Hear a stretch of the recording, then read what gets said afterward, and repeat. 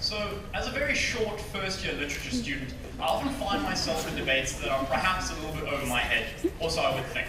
That said, I also have a little pithy response to your entire case. America's great historical track record of being completely consistent with how they follow the rules of international law. My response to your case is Iraq, Afghanistan, Somalia, Guatemala, and Chile, and various other countries they quite happily unilaterally invaded despite open declarations by the United States and the ICJ and just about every country in the world that this was illegal.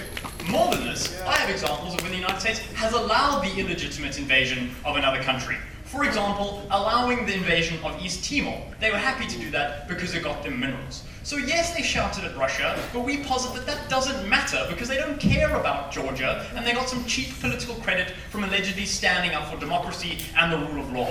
It's false. It doesn't matter. It doesn't guarantee that they would do the same for Palestine. In fact, our entire bench's case suggests that the opposite is true. My second response to your case and your little tagline that as a state you can get more than as a non-state actor, and the examples you raised were states. States who actually have infrastructure, states who have expertise, states who have the fiscal capacity to challenge another fully fledged state in the International Court of Justice. Last I checked, Palestine wasn't particularly wealthy and certainly weren't going to win a court case against Israel. So assuming we're not conceding, we did somewhere say that Israel would happily take them on in the International Court of Justice, Israel would win. And how does that make Palestine look? How does that make international institutions which are designed to protect the little guy look? No response to all of Chris's analysis about how this damagingly undermines what little legitimacy international institutions currently have. However, my first response is to opening government. So is it in Palestine's interest to gain statehood and recognition within the United Nations? But more than this, is it a rational decision? He challenged us to engage in this level. So I would say, no, it isn't a rational decision. It's not a rational decision, first of all, because it's a decision that is popularly being consented to under conditions of false information. Hamas and Fatah have spread propaganda for the last 40 years that they deserve a state, but more than that, that gaining statehood would guarantee them this mystical legal protection that would solve all their problems. Basically, they're drinking the government bench's Kool-Aid. But it's not true. More than this, we would say that it's been made under an understanding of a false sense of military equity. That's also not true. On the first level, this level of legal protection. So we've already established that the two most important belligerents in this case with regards to the defense of Palestine have been the United States and they have been Israel. So the question I would like to ask, and feel free to respond to this in a POI, is why does reclassifying Qassam militants shooting missiles into Tel Aviv and border towns of Israel as an official state of war between one sovereign country and another not fully legitimize not only Israel's current position, because they officially go back to a state of war with another country, but more than that, empower and legitimize, and we would indeed say force Israel to respond in extreme nature with a full-out invasion. Worst case scenario, you make all the boogeymen that Yisrael Netanyahu and that the Jewish Home and that Shah and Benjamin Netanyahu have been speaking about, you make it true. You change this, not only in the minds of Israel, but in the minds of the international community, from Israel picking on someone that we're pretty sure is the little guy, to Israel defending themselves from another aggressive state that has all the stature of a state and therefore deserves all the response that Israel would give to any other state who dare attack them openly. Israel already overreacts anyway. Given what we told you about the fact that right-wing parties in Israel are on the decline and that angry sentiment in the US towards sponsoring of Israeli belligerents is on the rise, can you give me one piece of analysis to suggest why this will always be the case into the foreseeable future?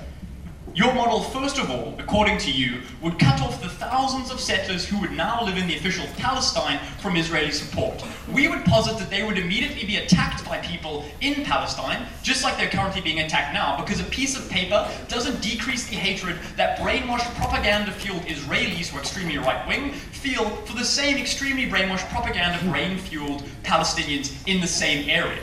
You haven't given us any analysis why violence would decrease between these two parties. You haven't given us any analysis, except analysis that is contingent on Palestine immediately becoming far better off tangibly to decrease violence. That's why we would legitimize an all-out state response. That's why we would legitimize the right wing. That's why we would strengthen the right wing.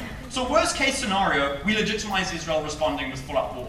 More than this, we decrease the protection that Palestine currently gets from the rest of the international community.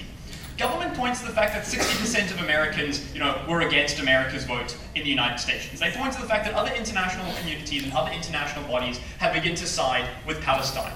We posit that that all evaporates the moment a state declares war on Israel. And we think that's exactly what would happen. Okay, so we think there's going to be a war. That's worst case scenario, and we think our position wins. I've taken one, dude. And we think that there's a war in that instance. Best case scenario, absolute best case scenario for the government bench. Let's look at this. So basically what they say is we grow prosperity in Palestine. This is the second half of my speech. Closing government tell us that we can immediately rebuild infrastructure and empower Palestine to care for its people better through, first of all, access to loans from international bodies like the World Trade Organization and the World Bank. Okay, 2 fun facts. 1. Voting power and the decision-making capacity to guarantee money to countries, i.e. voting power, is based on how much money you give to these organizations. China and the United States together combine 60% of both of those organizations. Good luck getting them to give money to Palestine. Good luck getting China to agree that secession is a good idea and we should give it to people who ask for it very nicely. B.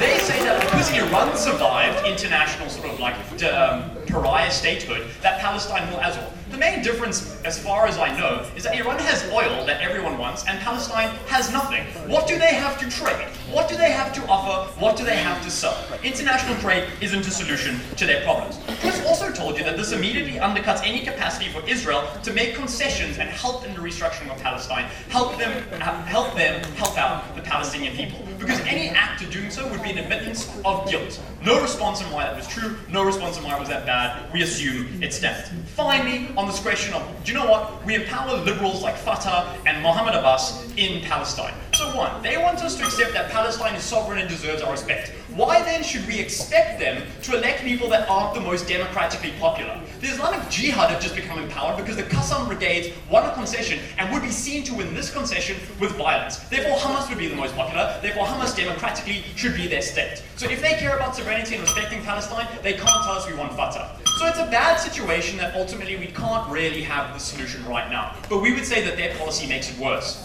And for that reason, I'm very proud to oppose.